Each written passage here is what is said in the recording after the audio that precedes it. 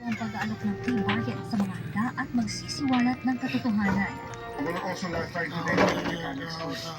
Kapag natin ako ng tawag, kaninang baga, isang kaibigan ko, Congressman sa Quezon City, pumasok sa loob.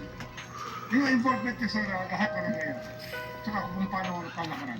Rerepasumingin ni Remulla ang reklamong conduct draft na inihain sa Ombudsman laban kay Tarlac Congressman Noel Rivera, asawang si Concepcion Vice Mayor Evelyn Rivera at kay DPWH Tarlac 1st District Engineer Neil Farala. Ayon sa United Filipino Against Crime and Corruption na naghain na reklamo, si Rivera ang mismo sa government contracts mula 2015 Mahaba. na pagmamay-ari umano ng mag-asawa. Ang pitong proyekto sa Tarlac 3rd District na umuray substandard. Hindi siya nag-divest, siya mismo kita mong pumipirma sa mga kontrata ng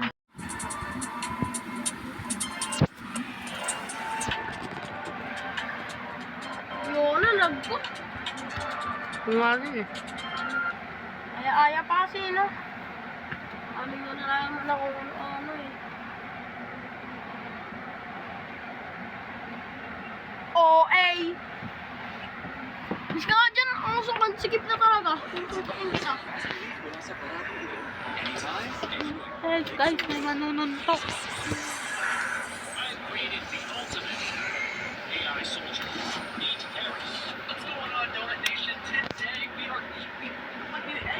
Hey, guys, may manununtok. May manununtok. May nag-away lalabas, guys. May nag-away lalabas.